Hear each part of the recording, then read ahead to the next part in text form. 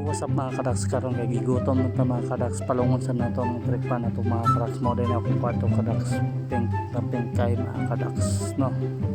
So karon gigutom man ta kay matuto sa tumayo. Pati una to kay natagos na sudan. May palit ako ng sudan akong pares na ko. So ato na to sa ilang lugar. Sila kay vibrate na kutian gitong kayo. Tapos so overon ta ko mga kadaks. Una-una man siya. Sige lang okay. Init pa ba kayo panahon kayo mga kadaks. So, ganun na pa yun ako naka green to. Sa kauban sagbot ani nasa brown na kayo.